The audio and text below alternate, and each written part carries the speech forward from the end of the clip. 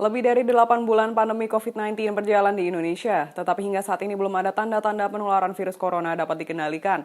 Data Satuan Tugas Penanganan COVID-19 memperlihatkan kasus COVID-19 masih terus bertambah hingga Kamis 5 November 2020. Lebih dari 8 bulan pandemi COVID-19 berjalan di Indonesia, tetapi hingga saat ini belum ada tanda-tanda penularan virus corona dapat dikendalikan. Data Satuan Tugas Penanganan COVID-19 memperlihatkan kasus COVID-19 masih terus bertambah hingga Kamis 5 November 2020. Berdasarkan data pemerintah hingga Kamis pukul 12 siang, ada penambahan 4.065 kasus baru COVID-19 dalam 24 jam. Penambahan itu menyebabkan total kasus COVID-19 di Indonesia kini mencapai 425.796 orang, terhitung sejak diumumkannya pasien pertama pada 2 Maret 2020. Informasi ini diungkap Satgas COVID-19 pada Kamis sore. Data juga bisa diakses publik melalui situs covid19.go.id dan kemkes.go.id dengan update yang muncul setiap sore. Meski kasus COVID-19 masih terus bertambah, harapan tetap tumbuh dengan banyaknya pasien COVID-19 yang sembuh.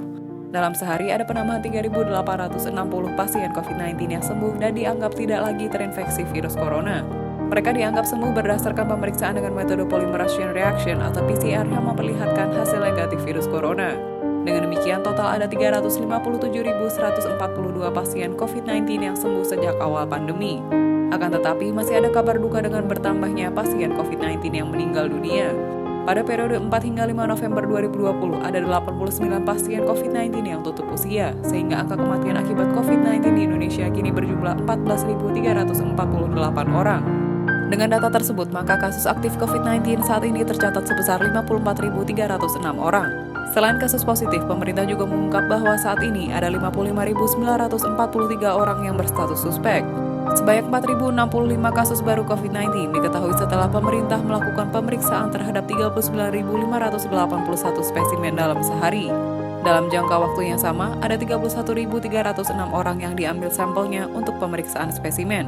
Total, pemerintah sudah melakukan 4.678.096 pemeriksaan spesimen terhadap 3.1.189 orang yang diambil sampelnya. Sebagai catatan, satu orang bisa diambil sampelnya untuk pemeriksaan spesimen lebih dari satu kali. Kasus COVID-19 sudah tercatat di semua provinsi di Indonesia, dari Aceh hingga Papua. Secara rinci, sudah ada 502 kabupaten atau kota dari 34 provinsi yang mencatat adanya pasien akibat penularan virus corona. Ini artinya pandemi COVID-19 sudah tercatat di lebih dari 97% wilayah Indonesia.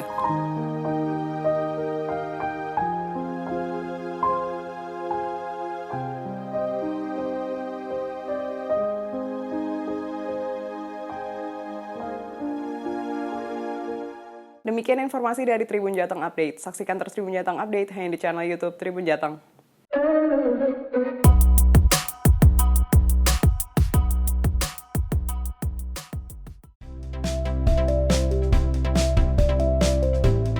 Jangan lupa subscribe ya.